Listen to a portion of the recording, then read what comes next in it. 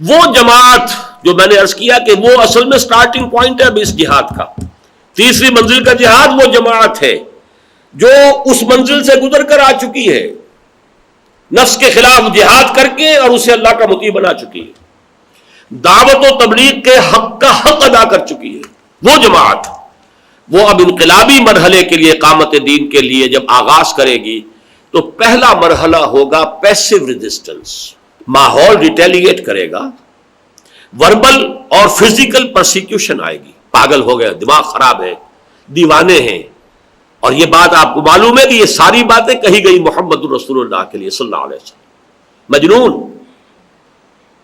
شاعر، ساحر، مسحور، اکتتبہ، ڈکٹیشن لے لیتے ہیں، ایک اجمی غلام گھر میں بند کیا ہوا ہے، اس سے ایک ڈکٹیشن لیتے ہیں، تورات اور انجیل کی باتیں اس سے سیکھتے ہیں، اور ہم پہ آ کر ڈھونس جماتے ہیں کہ یہ اللہ کی طرف سے وحی آئی، ساری باتیں سننی پڑی۔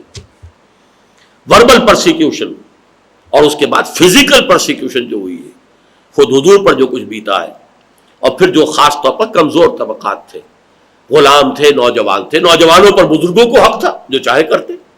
حضرت عثمان رضی اللہ تعالیٰ عنہ بنو امیہ کے خاندان کے چشم و چراغ، ان کے چچا نے ایک چٹائی کے اندر انہیں لپیٹا اور دھواں دے دیا، دم گھٹ رہا تھا۔ سعد بن ابی وقاص، ان کی ماں نے جو ہے مرن پر رکھ لیا ہے۔ مصعب بن عمیر برہنہ کر کے گھر سے نکال دیے گئے ہیں۔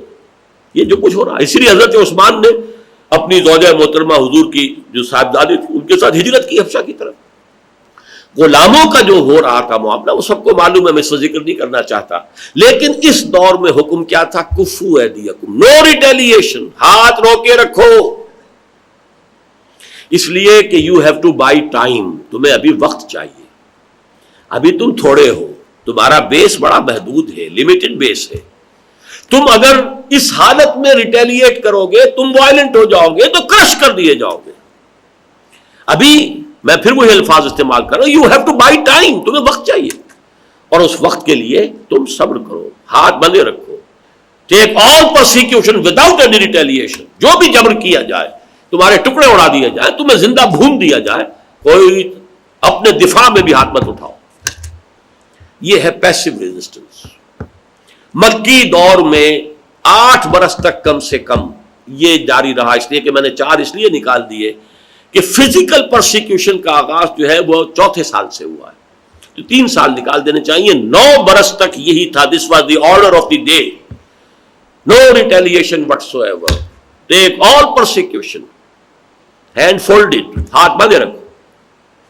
یہ پہلا مرحلہ ہے، اور اس کا ایک سب سے بڑا فائدہ کیا ہوتا ہے کہ جو سائلنٹ میجورٹی ہوتی ہے معاشرے کی، اس کی ہمدردیاں جو ہے وہ ان کی طرف آنی شروع ہو جاتی ہیں۔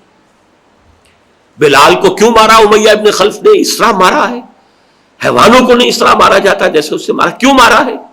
کیا کہیں چوری کر لی کچھ؟ کیا کہیں کوئی اس کی بیٹی کی عزت پر ہاتھ ڈال دیا؟ کیا کیا تھا؟ کچھ نہیں، بس صرف یہ کہتا ہے اللہ کے سوا کوئی معبود نہیں، محمد اللہ کے رسول ہے۔ اب آپ اندازہ کیجئے، وہ سائلنٹ میجورٹی سائلنٹ تو ہوتی ہے لیکن نہ ڈیف ہوتی ہے اور نہ بلائنڈ ہوتی ہے، ڈمب تو ہے، بول تو نہیں سکتی، ہمت نہیں ہے، جرت نہیں ہے کھڑے ہو کر ابو جہل کے سامنے یہ کہنے کیا کر رہے ہو، اور امیہ ابن خلف کا ہاتھ پکڑنے کی جرت نہیں ہے۔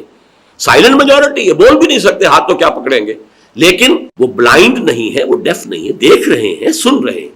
نتیجہ کیا نکلتا ہے کہ ان کی ہمدردیاں جو ہیں وہ اندر ہی اندر جو دلوں کو فتح کر لے وہی فاتح زمانہ۔ یہ جو پیسو ریزسٹنس کا دور ہے یہ انتہائی مؤثر ہے، فیصلہ کن ہے، آئندہ کی کامیابیوں کی ضمانت اصل میں یہاں سے ملتی ہے۔ فمحمدنا هو سيدنا فالعز لنا لإجابته الله الله الله الله